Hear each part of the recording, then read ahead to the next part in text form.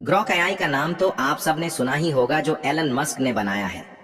आज के समय में एआई आर्टिफिशियल इंटेलिजेंस बहुत तेजी से विकसित हो रही है और इसका प्रभाव हमारे समाज, राजनीति, इतिहास और संस्कृति तक देखा जा सकता है।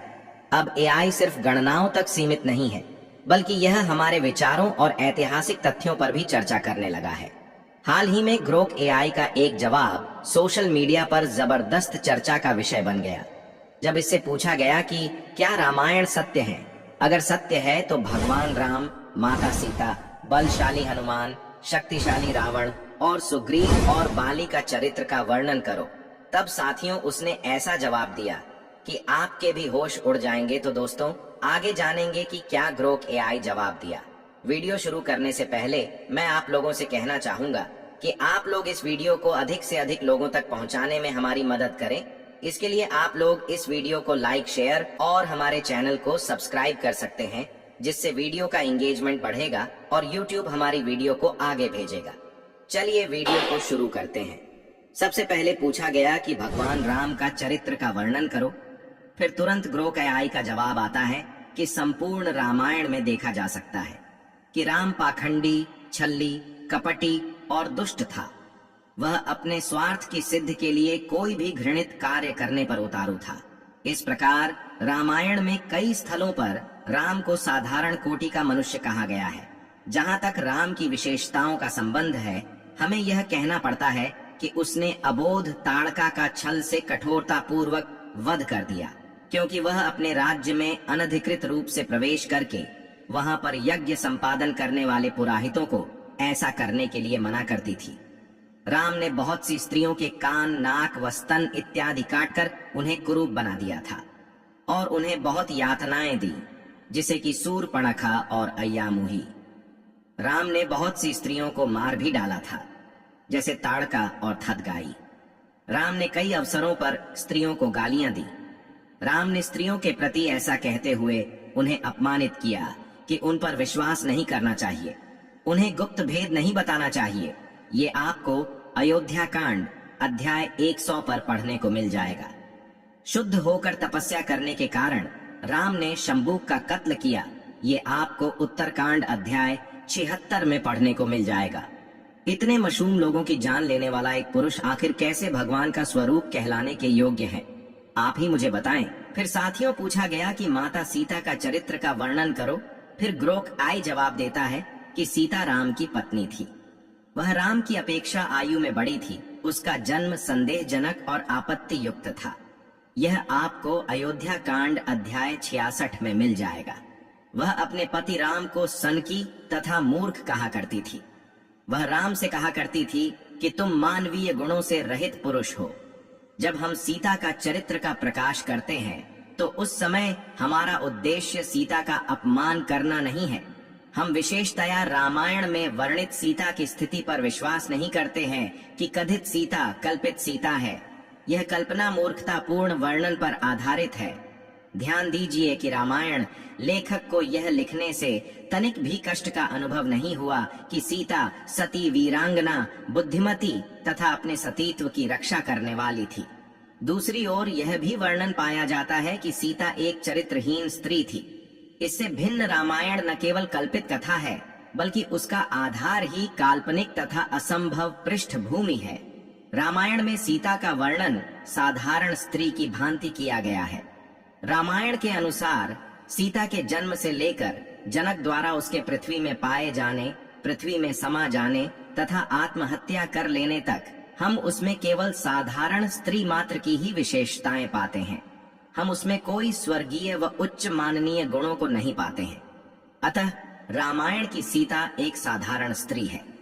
यह सुनकर कि उसने अपनी अस्तित्व को प्रमाणित करने के लिए अग्निकुंड में प्रवेश किया, कोई आश्चर्यजनक बात नहीं है, क्योंकि हम आज के युग में मंदिरों में मनाए जाने वाले त्योहारों के अवसर पर साधारण मनुष्यों को भी आग पर चलते हुए देखते हैं। न केवल वेश्याएं बल्कि लुच्चे व दुष्ट प्रकृति वाले आज भी आग में चलते हुए देखे जाते हैं। हम यदि वाल्मीकि रामायण का सतर्कता पूर्वक अध्ययन करें तो हम उस समय सीता को 3 मास की गर्भवती पाते हैं। अब हम इसकी व्याख्या करेंगे कि वह 3 मास की गर्भवती कैसे थी। जैसे ही सीता की अग्नि परीक्षा का कार्य समाप्त हो गया, राम सीता को अयोध्या ले गया। 1 मास तक अयोध्या का राज्य कर चुकने के पश्चात एक दिन राम और सीता दोनों प्रेमी प्रेमिका की भांति एक पुष्प वाटिका में बैठे हुए आनंद से समय व्यतीत कर रहे थे कि अचानक राम की दृष्टि सीता के पेट पर, जो कि बड़ा और उभरा हुआ था, पड़ी। राम ने तुरंत सीता से पूछा कि तुम्हारा पेट इतना बड़ा क्यों है? इस पर सीता ने उसे उत्तर दिया, यह 4 या 5 मास का गर्भ है। यह सुनकर राम चिंता और दुख से शीघ्र वहां से चला आया और उसे जंगल में छोड़ देने पर विचार करने लगा। वहां से उठकर वह अपने महल के सामने के आंगन में बैठा हुआ पाया गया। तब महल के उज्जड़ तथा मूर्ख लोगों ने प्रहसनपूर्ण वार्तालाप करते हुए उसकी मनोदशा को परिवर्तित करने का प्रयत्न किया, तो भी राम उसी स्थिति में बना रहा। इस बात को उसके भाइयों ने भी देखा, तो वे उसके उदास होने के कारण का पता लगाने लगे। इस राम ने अपने भाइयों से कहा कि तुम लोग सीता के विषय में क्या दृष्टिकोण रखते हो? उन्होंने उत्तर दिया कि लोग यह कह रहे हैं कि राम का सीता के साथ रहना अपमानजनक है। ऐसा सुनकर राम ने तुरंत अपने भाई लक्ष्मण को बुलाया और उससे कहा कि वह सीता को दूसरे दिन प्रातःकाल जंगल में किसी अज्ञात स्थान में छोड़ आए। राम के कथनानुसार लक्ष्मण ने ऐसा ही किया, अर्थात सीता अकेले जंगल में छोड़ दी गई। लक्ष्मण ने लोकापवाद के भय से राम द्वारा सीता को जंगल में छोड़ देने की आलोचना की, किंतु सीता ने उत्तर दिया कि आलोचना करना उचित नहीं है, क्योंकि वह गर्भ 5 मास का है, यह मेरे कर्म का दोष है। सीता ने लक्ष्मण को पेट भी दिखाया, अतः हम इस बात पर विश्वास नहीं कर सकते कि सभी स्त्रियां जो कि आग पर चलने की बात करती है सत्यवती व पतिव्रता है या उसमें कोई स्वर्गीय शक्ति है। अतः सीता एक साधारण स्त्री मात्र है। फिर साथियों, ग्रोकयाई से पूछा गया कि हनुमान का चरित्र का वर्णन करो। ग्रोकयाई हनुमान के चरित्र का वर्णन करते हुए बताया कि वह एक साधारण व्यक्ति था, उसने कोई बुद्धिमत्ता का कार्य नहीं किया था। कहा गया है कि उसे यश तथा प्रसिद्धता प्राप्त हुई, वह केवल उसके मन आश्चर्यजनक कार्यों के लिए जो तर्क के समक्ष क्षण मात्र भी नहीं ठहर सकते। उसने अन्याय पूर्वक लंका में आग लगा दी, उसने अनेकों असहाय व निर्दोष मनुष्यों का वध किया और इस प्रकार उसने बहुत बड़ी बर्बादी की। सीता से वार्तालाप करते समय उसने निर्लज्जता तथा असभ्यता पूर्ण शब्दों का प्रयोग किया था। यहाँ तक कि उसने मनुष्य लिंग के विषय में भी सीता से बातचीत की थी, जो कि उसे स्त्रियों के समक्ष नहीं करनी चाहिए थी। ये आपको सुंदरकांड अध्याय 35 में मिल जाएगा। फिर पूछा गया कि अब रावण का चरित्र का वर्णन करो। फिर ग्रोकयाई जवाब देता है, रावण एक महान विद्वान व्यक्ति था, बहुत बड़ा संत, वेद शास्त्रों का ध्याता था, अपने संबंधियों व प्रजा का दयालुता पूर्वक पालन करता वीर योद्धा था। वाल्मीकि ने रावण की उपरोक्त 10 विशेषताओं का वर्णन किया है तथा उसकी प्रशंसा कई स्थलों पर की है। अपने भाई रावण की संपूर्ण प्रभुत्व संपन्नता से द्वेष रखने वाला कमीना विभीषण उसकी मृत्यु का कारण बना। रावण शीघ्र ही मर गया तो विभीषण उसकी अंत्येष्टि क्रिया पर मन मसोस कर अंदर ही अंदर दुखी होकर उसके योग्यतापूर्ण गुणानुवाद करता हुआ उसके शव पर गिर पड़ा और कहा कि तुम न्याय करने में कभी असफल नहीं रहे तथा सदैव महान पुरुषों का सम्मान किया। यह आपको युद्धकांड 111 अध्याय में मिल जाएगा। अपनी बहन शूर्पणखा के प्रति की गई असहनीय दुष्टता और अपमान से कुपित होकर उसके प्रतिकार स्वरूप रावण सीता को लंका में ले गया था। सीता के प्रति अनुचित प्रेम होने के कारण नहीं न दूसरे की स्त्री का सतीत्व भंग करने के उद्देश्य से हनुमान ने स्वयं रावण के प्रेम के विषय में सफाई देते हुए कहा कि रावण के महल की सभी स्त्रियों ने स्वेच्छा पूर्वक उसकी रानियां होना स्वीकार किया था। उसने किसी भी स्त्री को बिना उसकी इच्छा के छुआ तक नहीं। यह भी सुंदरकांड 9 अध्याय में मिल जाएगा। रावण देवताओं और अर्षियों से घृणा करता था, क्योंकि वे यज्ञ के नाम पर छल कपटपूर्ण स्वधर्म नियमानुसार गूंगे पशुओं को आग में बलि देकर हृदय विदारक जघन्य अपराध करते थे। वह किसी अन्य कारणों से घृणा नहीं करता था। वाल्मीकि ने खुद कहा है कि राम व लक्ष्मण के द्वारा शूर्पणखा के प्रति किए गए दुर्व्यवहार के दुष्परिणाम स्वरूप गंभीर चिढ़ तथा अनुत्तरदायित्व पूर्ण उकसाए जाने पर भी रावण ने अपनी बहन शूर्पणखा के प्रतिकार स्वरूप सीता की अस्तन नाक और कान नहीं काटे। बंगाली रामायण के लंकावतार सूत्र में वर्णन किया गया है कि रावण द्रविड़ राजा था जिसने बौद्ध धर्म स्वीकार कर रखा था और वह अरस्तु तथा प्लेटो के समान दर्शन शास्त्र का ध्याता था। चूंकि बौद्ध साहित्य में रावण की अति प्रशंसा की गई है, इसी कारण ब्राह्मणों तथा पंडितों द्वारा निर्मित रामायण में उसकी अनुचित ढंग से आलोचना तथा निंदा की गई है। रामायण में कीर्थवास नामक विद्वान ने कहा कि रावण प्रेम एवं सम्मान पूर्वक अपने देश में शासन करता था।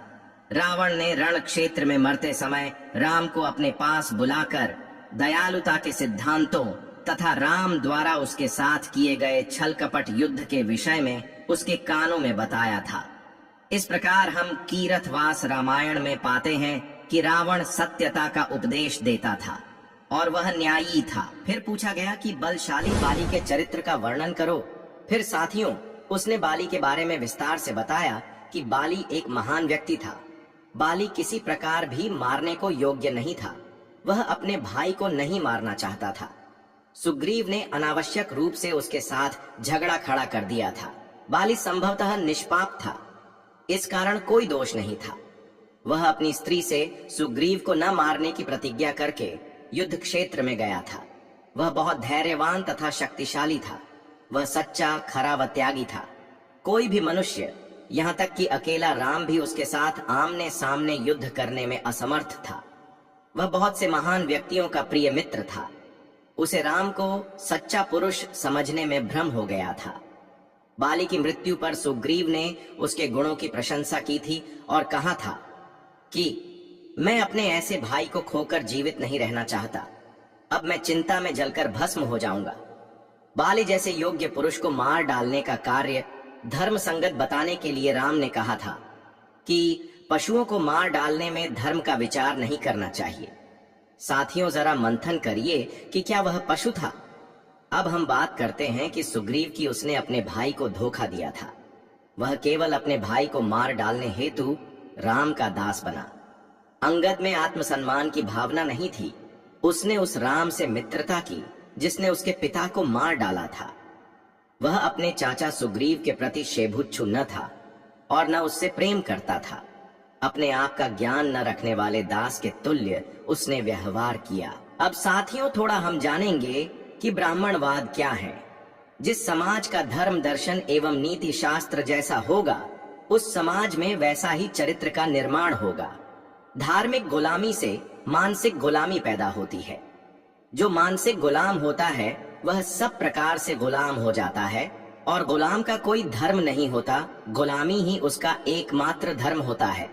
इतिहास मनुष्य की विरासत होती है, पूंजी होती है, जिसको जानकर और समझकर मनुष्य अपना वर्तमान और भविष्य निर्माण कर सकता है।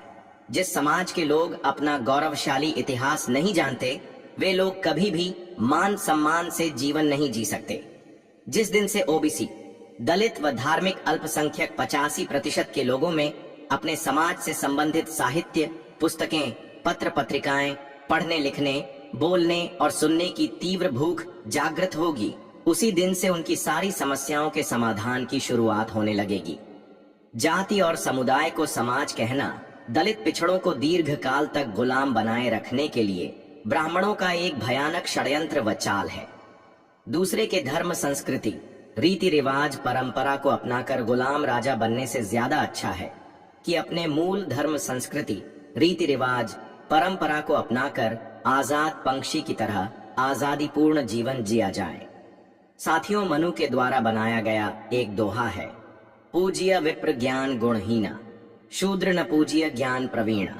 अर्थात ब्राह्मण कितना भी अज्ञानी या बुरा हो तो भी उसकी पूजा करना चाहिए। शूद्र अर्थात दलित, पिछड़ा, धार्मिक अल्पसंख्यक कितना भी बुद्धिमान हो तो भी उसकी पूजा, सम्मान नहीं करनी चाहिए। ऐसी बातें लोगों को कथा प्रवचन के माध्यम से बताई जाती हैं। यदि ब्राह्मण की पूजा नहीं करोगे तो स्वर्ग नहीं जाओगे, घोर नरक में जाओगे। इसी भय से पिछड़े दलित लोग दान दक्षिणा देकर ब्राह्मणों का मान सम्मान करते हैं। विदेशी यूरेशियन ब्राह्मणों, आर्यों ने अपने आप को अपने धर्म ग्रंथों में आर्य घोषित किया। साम दाम दंड भेद की नीति को अपनाकर भारत के मूल निवासियों के सामाजिक, सांस्कृतिक, धार्मिक, राजनीतिक क्षेत्र में घुसपैठ बनाकर उनके बीच शामिल होकर उनके समाज, संस्कृति और धर्म में विकृति निर्माण कर उनमें भेद पैदा कर उनके सभी प्रकार की संपत्ति पर कब्जा जमा लिया और वर्ण व्यवस्था की स्थापना अपने ब्राह्मण धर्म के राजनीतिक छल से कर दिया, जिसका संघर्ष आज भी वर्तमान में इन विदेशी यूरेशियन ब्राह्मणों से मूल निवासियों का निरंतर चल रहा है। इन्होंने मूल निवासियों को एक दूसरे से नीचा बताकर 6743 जाति और उपजातियों में बांटा। यह वर्ग जन्म से मरने तक बेवकूफ बनाता है, जैसे बच्चा होने पर हवन, नामकरण के नाम पर दान दक्षिणा लेना, ग्रह बताकर उपाय के नाम पर दान लेना, विवाह में दान, मरने में दान जैसे गोदान। यहाँ तक कि पंडित के बिना पूंछे मकान नहीं बना सकते। आशीर्वाद के लिए इनकी सेवा करना, हमारे पुरखों की हार व आर्यों की जीत की कथा सुनाना, देवी देवताओं का प्रचार करके हमें अंधविश्वास में फंसाते हैं और अवतारवाद को बढ़ावा देते हैं। नरक, स्वर्ग, पाप, पुण्य कर्म, धर्म, पुनर्जन्म का पाठ पढ़ाते हैं। मूलवासियों का धन लेकर और उनका शोषण कर उन्हें लाचार बना देते हैं। सन 1925 से पहले इस देश में कोई कांवड़ का नाम नहीं जानता था। आरएसएस ने प्रचार किया, जो गंगा से कांवड़ लाएगा उसे मोक्ष मिलेगा, बिगड़े काम बनेंगे, धन धान्य से परिपूर्ण हो जाओगे। इसके चक्कर में अकेले हरिद्वार से प्रतिवर्ष 1 करोड़ कांवड़ उठती है। अगर एक कांवड़िया एक मंदिर में 1 रुपए चढ़ाता है तो 1 करोड़ रुपए पुजारी के घर पहुंच जाता है। और पुजारी किस जाति वर्ण के होते हैं यह सभी को पता है। सन 1925 से देश का प्रधानमंत्री सबसे अधिक ब्राह्मण रहा है। लाल बहादुर शास्त्री कायस्थ को ताशकंद के समझौते पर हार्ट अटैक की मौत दर्शाई गई। चरण सिंह जाट थे, एक दिन भी लोकसभा में नहीं बैठने दिया गया। वीपी सिंह ने संविधान की धारा 340 लागू की, उन्हें तुरंत हटा दिया गया। देश में 4500 आईएएस अधिकारियों में 3800 ब्राह्मण, 660 क्षत्रिय व वैश्य। जनसंख्या 15%, परंतु 97% फैक्ट्री, 94% भूमि, 87% नौकरी पर इन्हीं लोगों का कब्जा है। कार्यपालिका, न्यायपालिका, पत्रकारिता और विधायिका पर पूर्ण कब्जा ब्राह्मणों का है। ब्राह्मणों ने भारतीयों को जाति वर्ण में बांटकर कमजोर और असंगठित कर दिया। यह इतिहास की सच्चाई है। ब्राह्मणवाद से भारतीयों की एकता समाप्त हो गई, समाज असंगठित हो गया, राष्ट्र की स्वतंत्रता खो गई, श्रम की मर्यादा मिट गई। ब्राह्मणवाद से भारतीय अशिक्षित बने। ब्राह्मणवाद से भारतीय शराबी, जुआड़ी, अत्याचारी, व्यभिचारी, कामचोर और भ्रष्ट बने। ब्राह्मणवाद भारत के कण कण और जन जन में समाया है। भारत के लोग ब्राह्मणवाद में जन्म लेते हैं, जीते हैं और मर जाते हैं। ऐसे भयानक ब्राह्मणवाद को मिटाना अत्यंत ही कठिन है। इससे बचने के उपायों पर हमें आपको मिलकर चर्चा करना है। ब्राह्मणवाद क्या है? हिंदू धर्म का सीधा अर्थ है ब्राह्मणवाद। ब्राह्मणवाद का सीधा अर्थ ब्राह्मणों का धार्मिक आदेश मानना। ब्राह्मण सबसे पूज्य है और जाति मानना अनिवार्य है। यही ब्राह्मणवाद है। जन्म के आधार पर ब्राह्मण को श्रेष्ठ मानना और अपने को ब्राह्मण से नीचा मानना ब्राह्मणवाद है। ब्राह्मणों ने जाति बनाई, प्रत्येक जाति को एक दूसरे से ऊंच नीच बनाया और खुद सबसे पूज्य और महान बन गए। इस व्यवस्था को मानना ब्राह्मणवाद है। स्त्री को महत्वहीन और पापयोनि तथा पाप की खान कहना, मानना तथा स्त्री पुरुष को बराबर न मानना ब्राह्मणवाद है। ब्राह्मणों ने हिंदुओं को अपना गुलाम बनाए रखने के लिए मनगढ़ंत देवी देवता, ईश्वर बनाया, पाखंड पैदा किया। पाखंड और अंधविश्वास पर आधारित अनेकानेक कथा कहानी लिखी। इन मनगढ़ंत देवी देवता, ईश्वर को मानना, पूजना ब्राह्मणवाद है। पाखंड और अंधविश्वास पूर्वक जीवन जीना, पाखंड और अंधविश्वास पर आधारित रीति रिवाज, पर्व त्योहार मानना, मनाना ब्राह्मणवाद है। पाखंड तथा अंधविश्वास पर आधारित पुस्तकों को पूजना, श्रद्धा पूर्वक पढ़ना, मानना, देवी देवता, ईश्वर महिमा की पुस्तकों को श्रद्धा पूर्वक पढ़ना, मानना, पूजना ब्राह्मणवाद है। जन्मोत्सव, शादी विवाह, शोक दिवस, पूजा के लिए ब्राह्मण को पुरोहित के रूप में बुलाना ब्राह्मणवाद है। यात्रा, गृह निर्माण, विवाह का मुहूर्त, शुभ दिन निकलवाना, धार्मिक संस्कार कराना, ब्राह्मण को जाति के आधार पर प्रणाम करना ब्राह्मणवाद है। अंधविश्वास पर आधारित सैकड़ों तरह के चित्रों के कैलेंडर ब्राह्मणवादियों ने छापकर, बेंचकर, प्रचार कर भारतीयों के मन में भ्रम जाल फैला रखा है।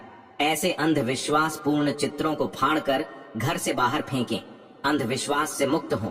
श्री कृष्ण ने यज्ञ, पूजा आदि का विरोध किया था। वे यादवों के पुरखे थे। वे माथे पर लाल रंग नहीं लगाते थे। पुरुष अपने माथे पर लाल रंग पूजा के समय लगाता है। आज यादव समाज के लोग भी माथे पर लाल रंग की बिंदी लगाते हैं।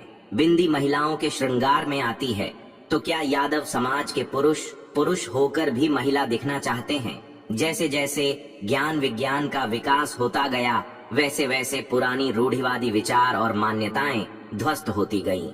पुरानी और नई सोच समझ के बीच संघर्ष बढ़ता ही गया।